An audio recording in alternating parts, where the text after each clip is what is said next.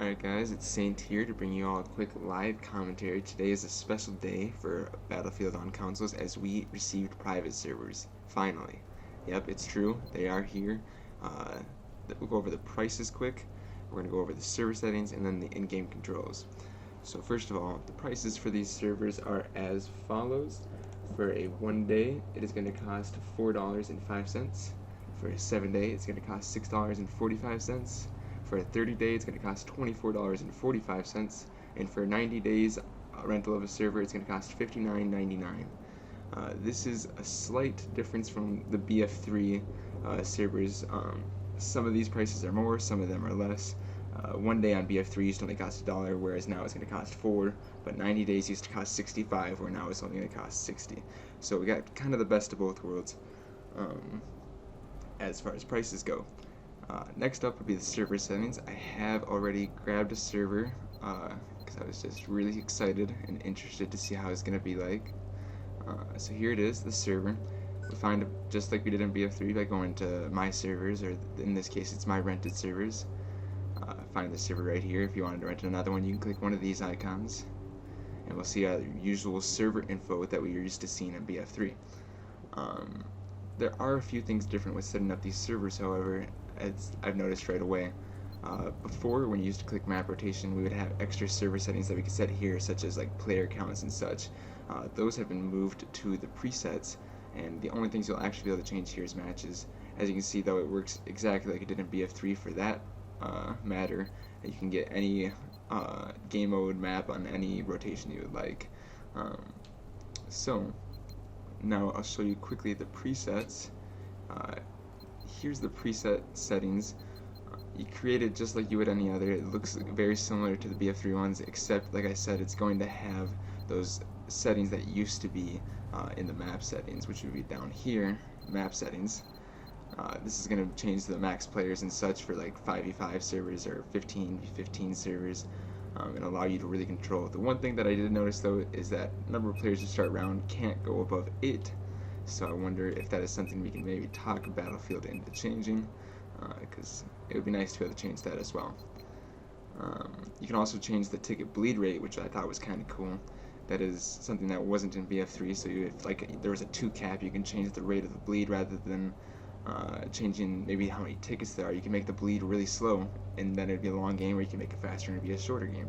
So this will come in handy for both pub servers and competitive servers, trying to figure out what is the best balance. Also going to change the amount of spectators that we allow here from 0 to 4. That'll be good for both competitive and our public servers. Probably less needed in public servers, obviously, but it will be nice to be able to control the spectators' slots on these servers for competitive matches. Everything else we see here is basically what we had in BF3 with exception to a few settings, such as what was it? The reload full mags, which we know was different in this game already, and also the vehicle spawn delay. So that's kind of cool that you can also change the vehicle spawn delays for servers, and I'm really excited to see how the competitive CQ guys are going to take this setting and make it really work with these CQ large maps that have an infinite amount of vehicles. So definitely excited about that setting. That's basically it for the pre-setup settings. Otherwise, we have our usual stuff here: passwords, server descriptions, server message, and such. The managed players looks exactly the same as it did in BF3. It also works exactly the same, whereas if I was to pick a friend, it has the same exact settings, or choices, excuse me. So now we're going to quickly join the server so I can show you guys the in-game controls. You can see right here the admin message shows up in the middle in yellow now, which is cool. It's kind of hard to see with that one out of players ready there. So we'll go quickly to the server settings, round off this video. It's going to start looking exactly the same. We can see our managed players. It's going to have the 2 scoreboards. I obviously can't kick myself. I could try, but I'll wait for that just in case it actually does kick me out. Here's the map rotation. If you did want to like switch the map to a different one, it's easily done just by going right over it and clicking X. So that'll help for multiple things, like if you're pubbing and you really wanted to play a locker, because we all know how fun locker can be.